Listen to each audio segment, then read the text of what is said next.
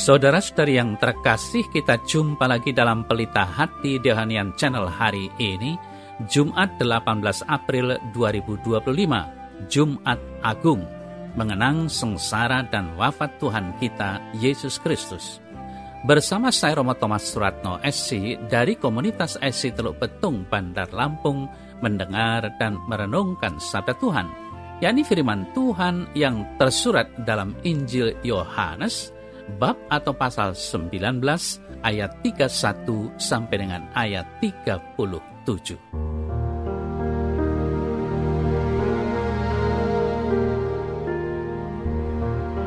Karena hari itu hari persiapan Paskah, dan supaya pada hari Sabat mayat-mayat itu tidak tinggal tergantung pada kayu salib, sebab Sabat itu adalah hari yang besar, maka datanglah orang-orang Yahudi kepada Pilatus dan meminta kepadanya supaya kaki orang-orang itu dipatahkan dan mayat-mayatnya diturunkan. Maka datanglah prajurit-prajurit lalu mematahkan kaki orang yang pertama dan kaki orang yang lain yang disalibkan bersama-sama dengan Yesus. Tetapi ketika mereka sampai kepada Yesus dan melihat bahwa ia telah mati, mereka tidak mematahkan kakinya. Tetapi seorang dari antara prajurit itu menikam lambungnya dengan tombak dan segera mengalir keluar darah dan air. Dan orang yang melihat hal itu sendiri yang memberikan kesaksian ini, dan kesaksiannya benar, dan ia tahu bahwa ia mengatakan kebenaran supaya kamu juga percaya.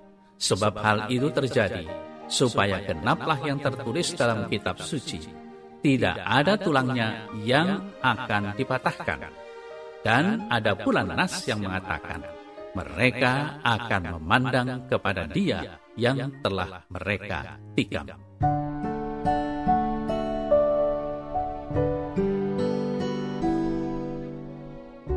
Saudara-saudari yang terkasih, kita kurang beruntung tinggal di bumi Nusantara Indonesia ini.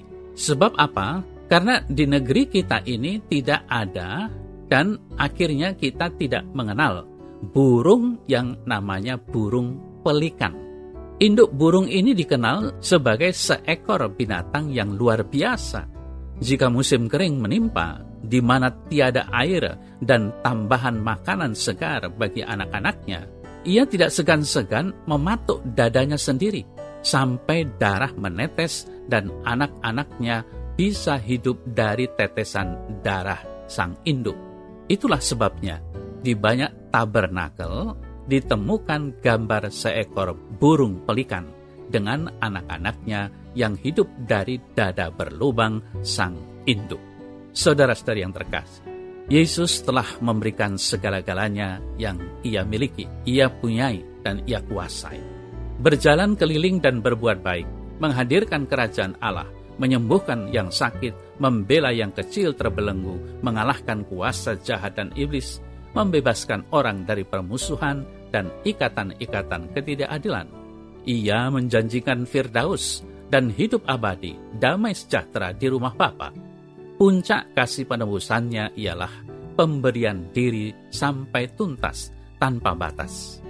Jiwa dan raga, lambung berlubang, tangan terentang, dan teriakan doa di atas kayu salib, Eli, Eli, lama sabachthani, menjadi sebuah doa yang bukan saja memelas dan merobek hati, tetapi juga merobek bait Allah.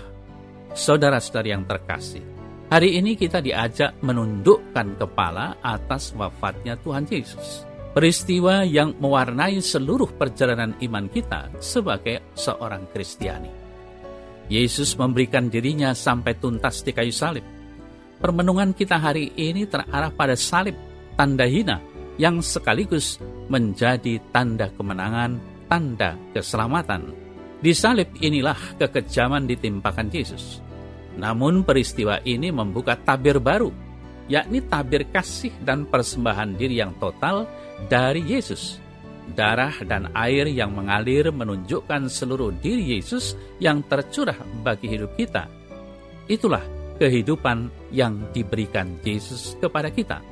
Saudara-saudari yang terkasih, Darah dan air itulah pemberian Yesus demi keselamatan kita. Pada zaman kita ini, cukup banyak orang menyia-nyiakan kehidupan yang telah dikaruniakan oleh Tuhan. Berbagai kekejian telah menimpa hidup manusia dan pelakunya pun manusia. Yesus telah wafat untuk keselamatan kita, maka kita seharusnya menjaga keselamatan kita dan sesama dengan segenap tenaga dan kemampuan kita sebagai tanda balas kasih kepada Tuhan Yesus.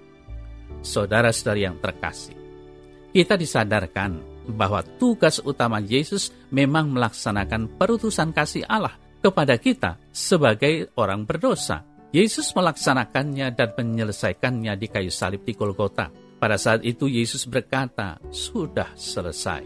Yohanes 19:30. Artinya, bukan sekedar berarti sebagai suatu pernyataan bahwa tugasnya sudah berakhir.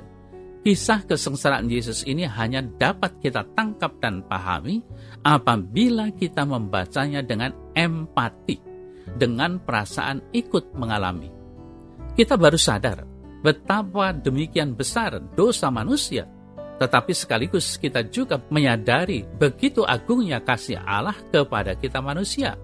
Karena begitu besar kasih Allah akan dunia ini, sehingga Ia telah mengaruniakan anaknya yang tunggal, supaya setiap orang yang percaya kepadanya tidak binasa, melainkan beroleh hidup yang kekal. Yohanes 3 ayat 16. Perutusan Allah Bapa itu dilaksanakan dalam seluruh kehidupannya, sejak Ia dilahirkan dan dengan mewartakan kabar gembira, serta mewujudkannya dengan teladanan perbuatan. Dalam pelaksanaan perutusannya, Yesus mengalami penghinaan, penderitaan dan hukuman mati yang dieksekusikan di kayu salib. Lambungnya ditikam mengeluarkan darah dan air yang melambangkan sakramen-sakramen gereja. Semua itu telah diselesaikannya. Artinya, dilaksanakan sepenuh-penuhnya sampai akhir. Suatu bukti pelayanan kasih sehabis-habisnya sampai selesai. Maka marilah saudara-saudari yang terkasih, pada hari Jumat Agung ini, Jumat Suci ini, kita dengan penuh rasa syukur merayakan wafat Yesus di salib dengan hati yang terbuka, agar kita semua dapat menerima dan mengalami keagungan kasih Allah kepada kita tanpa batas.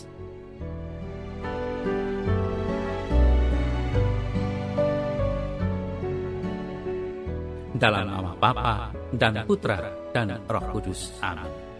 Tuhan Yesus, sungguh agung pengorbananmu bagi hidupku.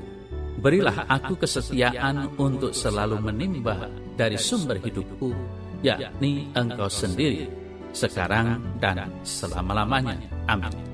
Semoga Allah yang Maha Kuasa memberkati saudara dalam nama Bapa dan Putra dan Roh Kudus. Amin.